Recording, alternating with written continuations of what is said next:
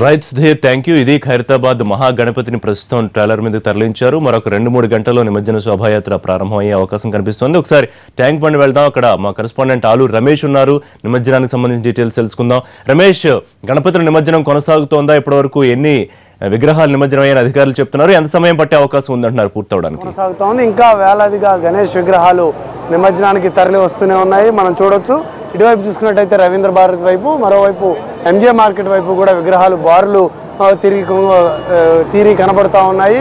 నిమజ్జనానికి విధులు నిర్వహిస్తున్న సిబ్బంది అలు పెరగకుండా తమ విధులను కొనసాగిస్తున్నారు. నిన్న ఉదయం నుంచి కూడా అదే వేగంతో అంతే మొత్తంలో విగ్రహాలు వస్తూ ఉన్నాయి. విగ్రహాల తరలింపుకు ఉన్న క్రేన్లన్నీ కూడా పూర్తి స్థాయిలో పనిచేస్తున్నాయి. ఇప్పటికే వేలాదిగా విగ్రహాల నిమజ్జనం జరిగింది. అయినప్పటికీ కూడా ఇంకా పెద్ద మొత్తంలో విగ్రహాల నిమజ్జనం పెండింగ్లో ఉన్నట్టుగా తెలుస్తుంది. ప్రధాన విగ్రహాలు, భారీ విగ్రహాల నిమజ్జనం దాదాపు పూర్తయినప్పటికీ కూడా ఇంకా వివిధ ప్రాంతాల నుంచి పెద్ద ఎత్తున విగ్రహాలు తరలిస్తున్నటువంటి పరిస్థితిని మనం చూస్తున్నాం. ఇటు ఎన్టీఆర్ మార్గ్లో చూసుకున్నా, నెక్లెస్ రోడ్ వైపు చూసుకున్నా, ట్యాంక్ బండ్ వైపు చూసుకున్నా, అన్ని వైపుల నుంచి కూడా నిమజ్జన కార్యక్రమం జరుగుతూ ఉంది. ఇంకా మధ్యాహ్నం, సాయంత్రం వరకు కూడా ఈ విగ్రహాల నిమజ్జన కార్యక్రమం జరిగే అవకాశం ఉంది. ఇంకా తరలి వస్తున్నాయి సుదూర ప్రాంతాల నుంచి, నగర శివారుల నుంచి కూడా విగ్రహాలు తరలి వస్తున్న నేపథ్యంలో సాయంత్రం వరకు కూడా ఈ నిమజ్జన కార్యక్రమం జరిగే అవకాశం ఉంది. దానికి అనుగుణంగానే ఏర్పాట్లు కూడా ఇక్కడ చేసి ఉన్న పరిస్థితి.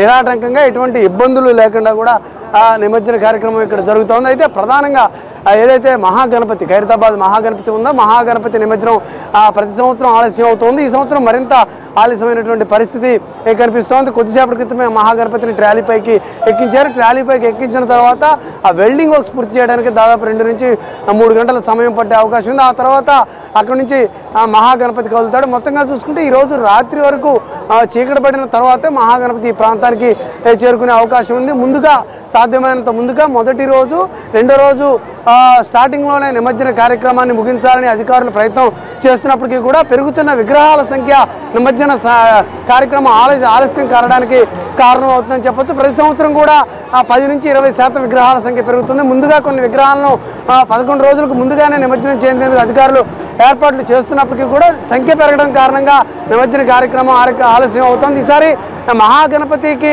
ఎటువంటి అడ్డంకులు లేకుండా ఉండడానికి, సాధారణ ర్యాలీకి మహాగణపతికి మధ్య క్లాష్ కాకుండా ఉండడం కోసం కొంత ఆలస్యం చేశారనేటువంటి వాదన కూడా వినిపిస్తున్నాయి.